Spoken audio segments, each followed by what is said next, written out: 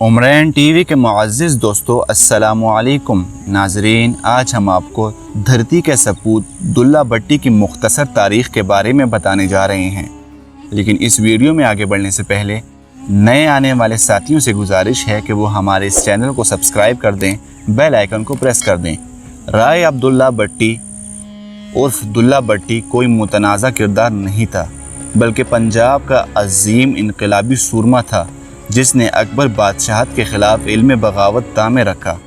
तफसील ये है कि दरियाए रावी और चन्नाब के दरमियानी इलाके को सांदल बार कहा जाता है। यह दुल्ला भट्टी के दादा सांदल भट्टी के नाम पर है।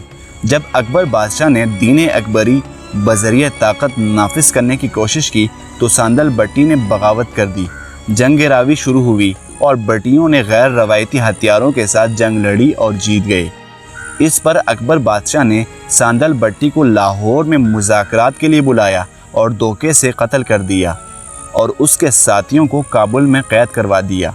सांदल भट्टी की लाश एक बोरे में बंद करके उसके बेटे राय फरीद खान को भिजवा दी गई। उसके बाद सांदल भट्टी का देवान खाना उसके अकलौते बेटे राय फरीद खान भट्टी ने संभाला। उसने मुग़लों के ख़िलाफ़ गुरिल्ला जंग की। उसे भी अकबर बादशाह ने मुज़ाकरात के बहाने से लाहौर बुलाया और धोखे से कत्ल कर दिया। राय फरीद खान भट्टी की लाश 4 दिन लाहौर के ऊंचे ब्रिज हालिया चुबुर्जी से लटकी रही। दुल्ला भट्टी, जो राय फरीद भट्टी का अकलौता बेटा था, उसकी शादी उसके मामू रहमत खान भट्टी की बेटी नूरा से हुई। उसे उसकी माँ, जिसका नाम लुद्दी था, ने अब तक मुग़लों के मुजालिम से बेखबर रखा था। मगर जब काबुल से कुछ कैदी छूट के आए तो दुल्ला भट्टी को पता चल गया।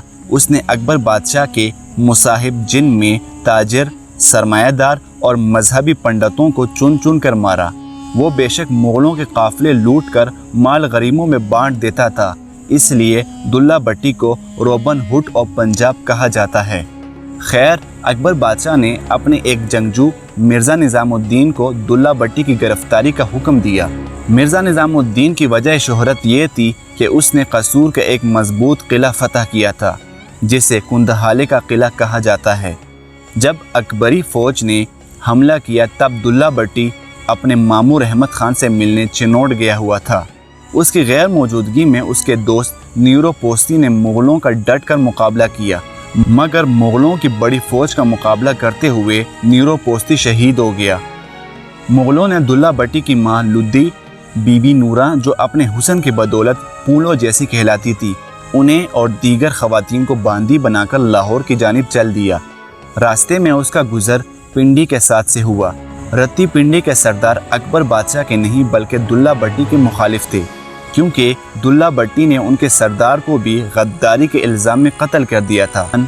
मगर रत्ती पिंडी के बुज़ुर्ग बूढ़े लाल खान भट्टी ने कहा कि दुल्ला भट्टी से दुश्मनी भट्टियों का आपस का मामला है, हम मुग़लों को पंजाब की माँ बेटियाँ नहीं ले जाने देंगे। सो मार्का हुआ और जंग में बूढ़े लाल खान ने भी अपने तलवार के जौहर दिखाए। इस दौरान दुल्ला भट्टी भी आन पहुंचा। मुग़लों को शिकस्त हुई और मिर्ज़ा निज़ामुद्दीन माँ लुद्दी के पांव पड़ गया। यहाँ माँ लुद्दी ने दुल्ला भट्टी को मुखातिब करके कहा, इसे माफ़ कर दो, क्योंकि सामने पड़े हुए शिकार को शेर नहीं खाता। मिर्ज़ा निज़ामुद्दीन की जान बख्श दी गई और कैदियों को छुड़वा लिया गया। राय अब्दुल्ला उर्फ दुल्ला भट्टी लाहौर मियानी साहब कब्रिस्तान में दफन हैं। ये वो मुस्तनद तारीख़ है जो लोहड़ी और दीगर पंजाबी त्योहारों के मौके पर मंजूम शक्ल में दोहराई जाती है। नाज़रीन, अब तक के लिए इतना ही। इंशाअल्लाह जल्द ही अगली वीडियो में मुलाकात होगी। खुदा हाफिज़।